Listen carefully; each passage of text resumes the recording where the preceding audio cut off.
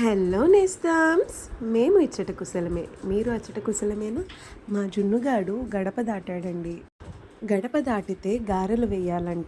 దానికోసం ముందుగా గుమ్మానికి పసుపు రాసి బొట్లు పెట్టి నిండుగా పూలతో అలంకరించి, గడప లక్ష్మీదేవితో సమానం కాబట్టి ఆవిడికి ముందుగా ఒక నమస్కారం చేసుకొని, గడపకి అవతల ఒక రాశిలాగా పళ్ళెంలో గారెలు పోసి ఆ ప్లేట్ని గడప లోపల ప్లేస్ చేశాము.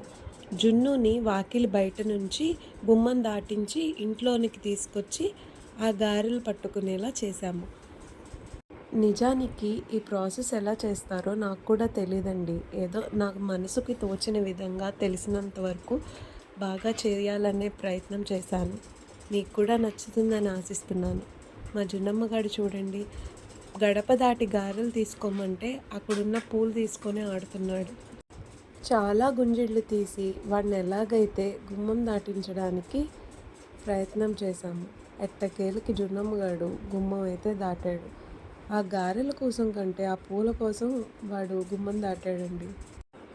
జున్నమ్మగాడికి వాళ్ళ నాన్నమ్మగారు వేసిన గారెల టేస్ట్ బాగా నచ్చినట్టుందండి. గుమ్మం దాటేంత వరకు ఆ పూల వెనకాల పడినవాడు గుమ్మం దాటగానే ఆ ప్లేట్లో ఉన్న గారెను తీసుకొని టక్కుమని నోట్లో పెట్టేసుకున్నాడు. చూడ్డానికి చాలా ముద్దుగా అనిపించింది మాకు. వాడు అలా గుమ్మం దాటగానే అందరం ముచ్చటపడి క్లాప్స్ కొట్టేశాము. ఆ రోజు అలా సరదాగా సాగిపోయింది. ఈ రోజుకి ఇంతే నేస్తాం. మరో వీడియోలో మళ్ళీ కలుద్దాం. అంతవరకు సెలవు మరి. Until then, like, share and subscribe.